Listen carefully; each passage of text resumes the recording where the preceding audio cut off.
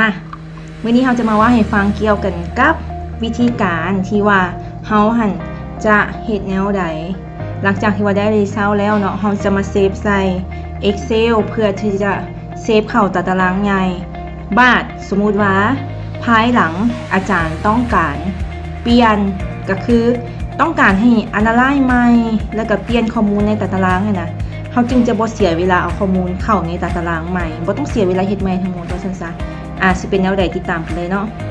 สมมุติเวลาเฮาลั่นมาแล้วเนาะเฮาได้ข้อมูลจังซี่เนาะเฮาก็เซฟเนาะก็คือการตัวนี้แม่นstata เนาะหลังจากนั้นเฮาก็เวลาเฮาเซฟนี่เฮาจะบ่เอาทั้งหมดของตัวหนังสือนี่เพราะมันบ่เพียงกันเฮาสังเกตเห็นบ่เฮาจะเอาแต่เป็นรูปสี่เหลี่ยมจังซี่แล้วหลังจากนั้นหันเฮาคลิกขวาเนาะcopy table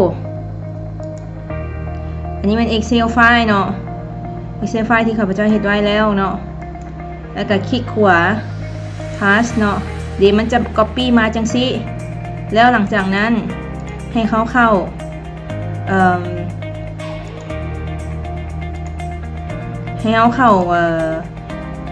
table เนาะให้มันเห็นไปจังซี่เพื่อเขาจะรู้ว่าขอบเขตที่เขาไป copy ใส่หันมันแม่นหยังบัดสมมุติเทื่อหน้ามาเนาะสมมุติอาจารย์บอกให้เปลี่ยนรีเซลเด้อเนาะก็ copy ใหม่จังซี่ copy table แล้วก็คลิกมาอยู่ทางส้นเนาะคลิกมาทางส้นนี้แล้วก็ paste ดิข้อมูลมันก็จะเป็นจังซี่หลังจากตอนนั้นเราค่อย copy ตัวนี้ข้างหลังเพื่อให้รู้ว่า variable ที่เราเอามาหันเราเอามาจะใส่เนาะโอเคและตัวอื่นเขาก็เฮ็ดไปเรื่อยๆเนาะบัดนี้คันสมมุติว่าเฮาบ่ copy บ่คลิกขวาจังซี่ได้บ่คันสมมุติเฮา copy หมดจังซี่เนาะ copy table เวลาเฮามา paste จังซี่นะมันก็ยังได้อยู่เนาะบางอันเนาะดิแบบนี้มันก็ยังได้อยู่แต่ว่าคันเฮา copy ธรรมดาเด้copy ธรรมดาบ่แม่น copy table เนาะหลังจากนั้นเวลามา paste นี่มันจะเป็นแบบนี้มันจะบ่อยู่ในรูปแบบของ table เนาะ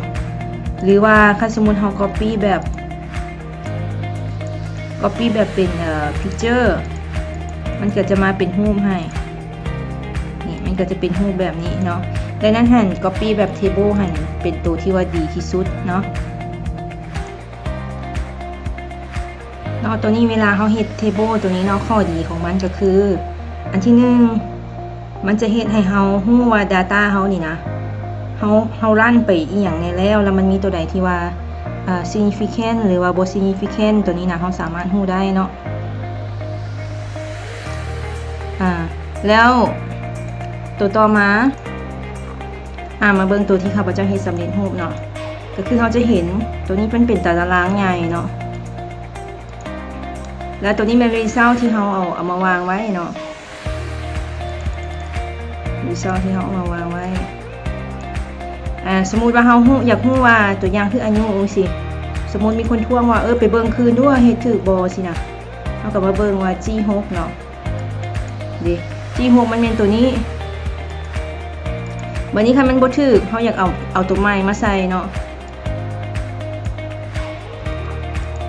สมมุติว่ามัน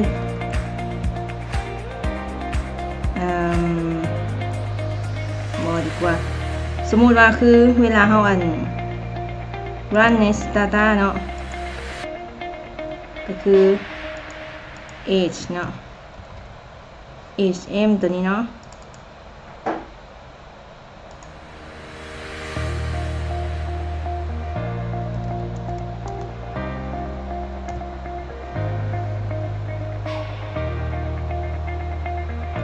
น้อยพูดเนาะ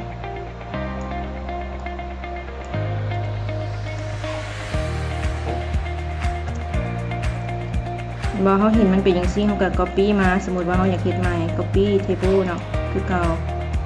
ก็มาวางซะนี่อย่าลืมว่าเวลาวางต้องวางใส่ส่วนเบื้องนี้เสมอเนาะเบื้องซ้ายเนาะ paste เห็นบ่สมมุติว่าเอาใหม่เนาะ เ มมุติว่าตัวนี้เนาะเอาสิเปลี่ยนเป็น5เบิ่งว่ามันสิเปลี่ยนให้เฮาบ่เนาะคือเก่า copy เนาะ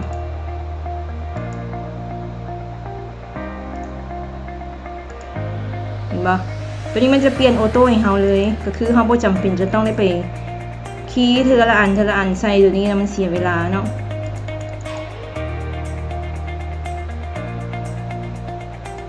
โอเค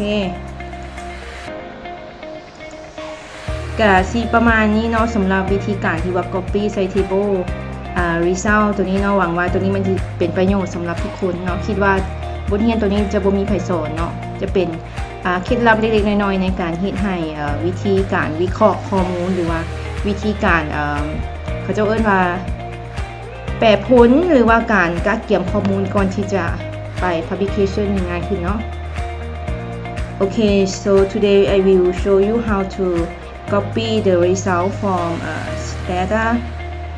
to Excel file. So if you have the result in Stata here, you can copy by clicking by select. It should be select in square like this, and then you right click and then copy table. After that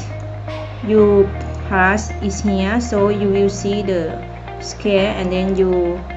make the line of table. After that,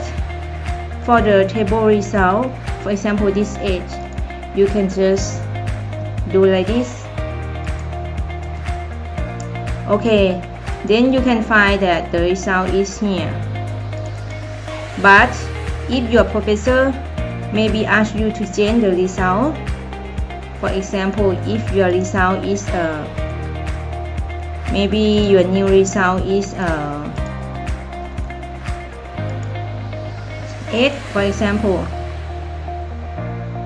I have to cover it again. So for example if your result is 8 but you don't want to every time put here 8 or change to 8 to 7 to 9, something like that. You just, if you do like this, you can just change in the table here, and then it will automatically change for you here. So I have to change back because this is my result. Okay, so hope you are enjoy and understand it.